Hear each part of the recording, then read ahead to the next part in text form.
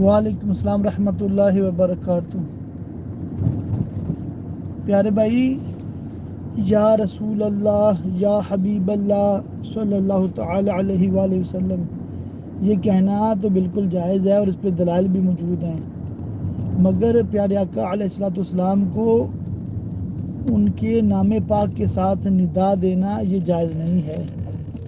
جیسے یا محمد، یہ مطلب جائز نہیں ہے۔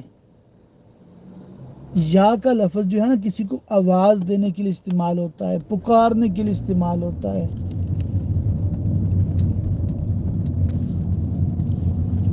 تو جیسے میں کہوں یا امام، یعنی کہ امام صاحب سنیے، یا کہوں یا امام صاحب توجہ فرمائیے، تو یہ مطلب ہے یا کا۔ اب کہنا یا رسول اللہ، تو اس کا مطلب اے اللہ کے رسول توجہ فرمائیے۔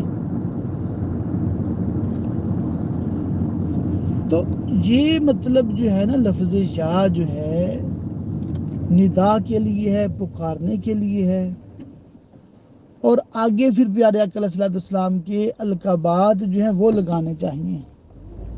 اعلیٰ حضرت رحمۃ اللہ علیہ نے بڑی اچھی تحقیق فرمائی ہے، اور یا محمد کہنے سے لکھنے سے منع کیا ہے، اور یا رسول اللہ، یا حبیب اللہ اس کی ترغیب دلائی ہے۔